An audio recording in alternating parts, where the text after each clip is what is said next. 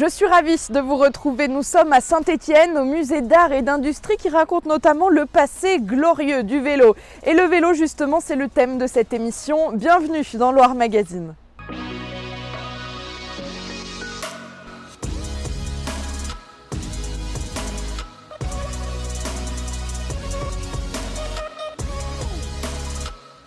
Pour faire du sport, pour faire ses courses, pour se balader ou bien aller travailler, le vélo fait partie des moyens de transport préférés des Ligériens et le département de la Loire encourage sa pratique. On en parle avec les vice-présidents Alain Laurendon et Jérémy Lacroix.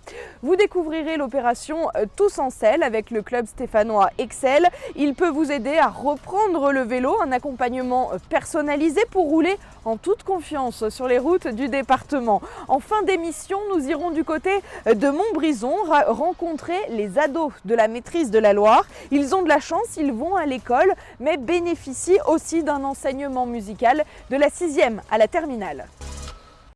Après le premier confinement, la pratique du vélo en France a bondi de 44%. Dans la Loire, vous êtes plus de 84% à avoir un vélo chez vous, qu'il soit standard ou bien à assistance électrique.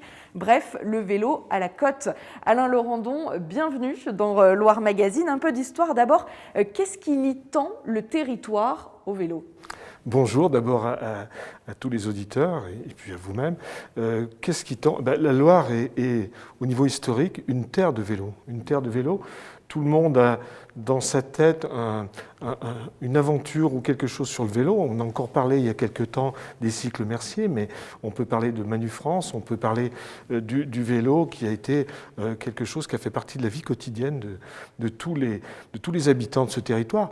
Mais surtout de fabriques de vélos, qui se souvient de toutes ces marques de vélos. On fabriquait des pédales, on fabriquait des pédaliers, on fabriquait dans la Plaine, il y avait des usines à Sury-le-Comtal, entre autres, de pédales, et à Saint-Étienne, des usines importantes qui fabriquaient des pièces de vélos.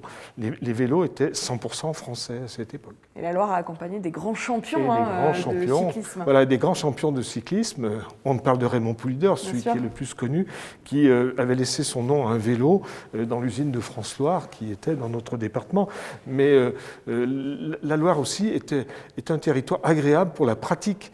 La pratique, le dimanche, partir en famille en vélo sur les routes du Pilat ou des Monts du Forêt, ou même de la Plaine, faisait partie des loisirs des Ligériens. Il y a quelques belles années, j'ai envie de dire, presque une centaine d'années. La Loire a un plan vélo, donc le plan vélo vient de se terminer, c'était 2013-2020, on part sur un autre. Il va être très différent ce deuxième plan vélo, j'imagine que ça n'a rien à voir avec 2013 à la pratique du vélo. 2013-2020, c'était le premier plan vélo, donc on avait un plan ambitieux, donc on est en train de faire le bilan, et on n'a pas tout à fait terminé, mais on l'a modifié. Parce qu'en 2013, lorsqu'on a commencé le premier plan vélo, parler du vélo électrique ne faisait pas partie du quotidien. Le VAE, le vélo à assistance électrique, ce n'est pas un vélo électrique, c'est un vélo à assistance électrique, parce que pour le faire avancer, il faut pédaler. Simplement que vous avez une aide au niveau du roulement pour pouvoir forcer un peu moins. Alors, c'est quelque chose de nouveau. Ça n'était pas partie du premier plan. Ça n'existait pas. Ça existait, mais c'était pas dans populaire, les mœurs, comme aujourd'hui. C'est quoi l'objectif de ce futur plan vélo pour la Loire ? Alors l'objectif, il est là, c'est de permettre aux gens parce que l'autre thème important, c'est la sécurité. Et qui dit sécurité, dit sécurité pour les adultes et puis sécurité pour les enfants. Quand on parle de loisirs, c'est bien la première des choses, c'est mettre les enfants sur un vélo pour pouvoir avoir un exercice sain. Et aujourd'hui, c'est d'avoir sécurité. L'un des gros aménagements du département, c'est bien sûr la Véloire. Elle rassemble combien de cyclistes chaque année, cette Véloire ? Ce que je peux vous dire aujourd'hui, c'est que la Véloire a démarré en 2018, où on a fait 21 km entre la limite de la Saône-et-Loire à Saint-Pierre-la-Noaille jusqu'à Roanne. Et depuis, on a balisé en véloroute 80 km jusqu'à Montrond-les-Bains, ça vient de se terminer. Donc ça fait 101 km de voies vertes, une partie en site propre, c'est-à-dire qu'on peut faire en famille, sans risque, justement sécurisé. Une autre partie sur des petites voies départementales, secondaires, à faible circulation, avec des aménagements et du fléchage. L'objectif de cette véloire, elle fait partie du schéma national. L'objectif, c'est de traverser au plus près du fleuve Loire notre département pour rejoindre la Haute-Loire et ensuite rejoindre la vallée du Rhône. C'est l'objectif national. Donc nous, le département est porteur de ce projet. Donc a fait la première partie jusqu'à Montrond. Maintenant, il va rester une deuxième partie jusqu'à Saint-Just-Saint-Rambert et ensuite passer sur le département de la Haute-Loire. Et là, malheureusement, il y a des côtes, il y a des montagnes, il y a des problématiques, mais que l'on va régler. Il y a déjà des réflexions. D'après vous, vous êtes passionné de cyclisme. Est-ce que tout le monde peut faire du vélo aujourd'hui? Est-ce que c'est adapté à tout J'aurais ça? pas dit ça il y a quelques années. Maintenant, avec le vélo assistance électrique, je dis oui, tout le monde.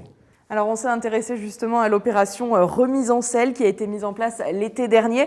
Un coup de pouce pour vous redonner confiance dans le guidon, c'est gratuit et c'est surtout personnalisé. Un exemple avec le club stéphanois l'Excel, un reportage signé Lisa Moulin.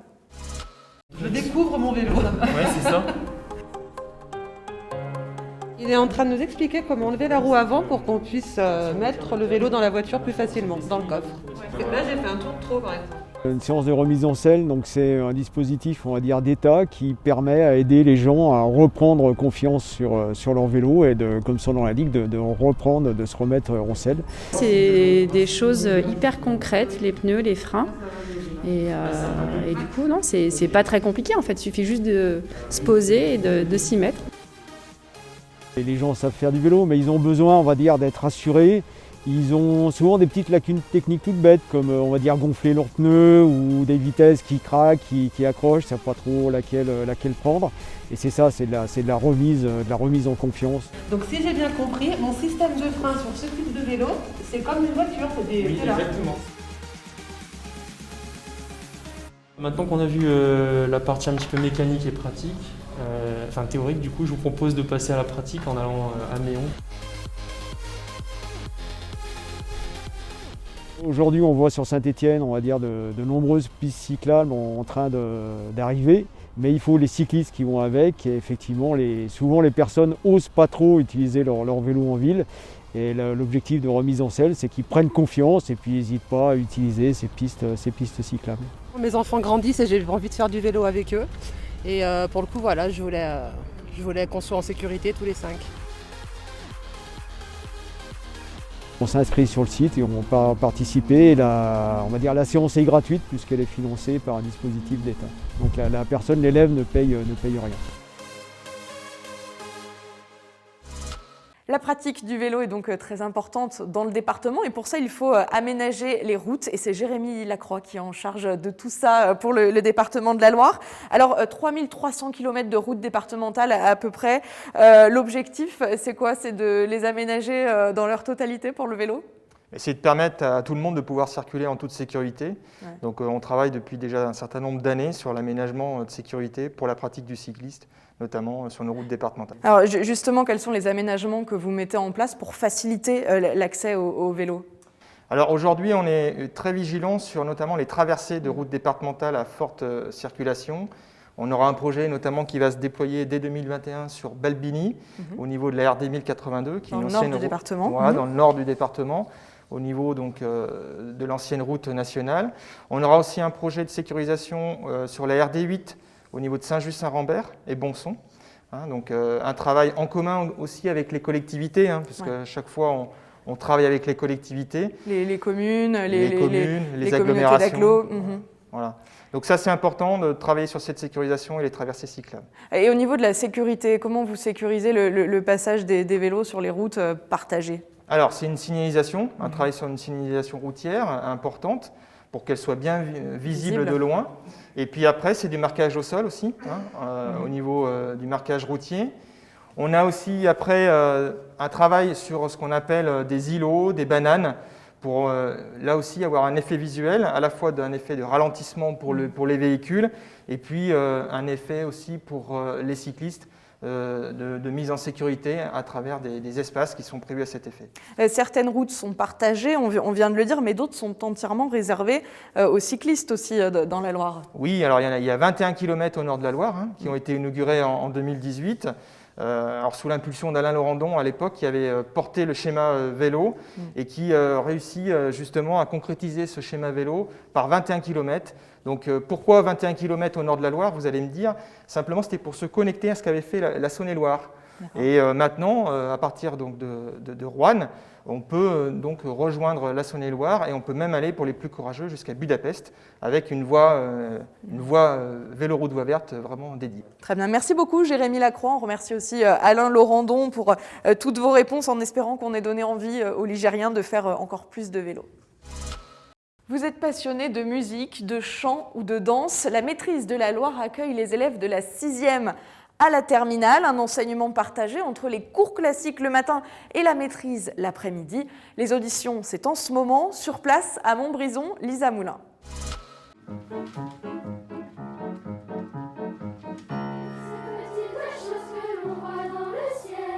La maîtrise de la Loire, c'est une école de chant choral. C'est la seule école de chant choral qui est portée par un département en France. C'est unique en France. Après avoir passé la matinée au collège ou au lycée, c'est ici que les maîtrisiens se retrouvent pour passer l'après-midi. Les jeunes qu'on choisit dans la sélection sont des jeunes qui, lorsqu'ils vont chanter une chanson, lorsqu'ils vont réciter un texte, sont animés et aiment faire ça. Il y a du chant, bien sûr, mais aussi l'apprentissage d'instruments musicaux et même des cours de théâtre. Musée enterrement. La capacité d'être musicien, c'est la capacité à savoir s'exprimer en fait. Et apprendre à s'exprimer, c'est apprendre à faire sa place dans le monde. Donc grandir en musique, c'est apprendre la vie. Je trouve que c'est plus une grande famille que collège. C'est génial. On apprend déjà à bien gérer notre respiration. Tout le monde est très bienveillant à la maîtrise. Ils sont 180 à arpenter ces couloirs, élèves entre la 6e et la terminale. Entre 15 et 20% des élèves de la maîtrise vont devenir des musiciens professionnels. Mais le projet de la maîtrise, c'est pas de transformer des élèves en professionnels. Le projet de la maîtrise, c'est de grandir en musique.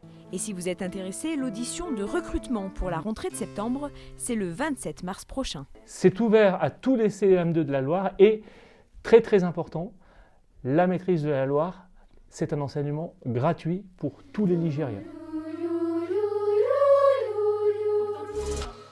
Allez, avant de terminer cette émission, je vous propose l'actu du département et c'est en moins d'1 minute.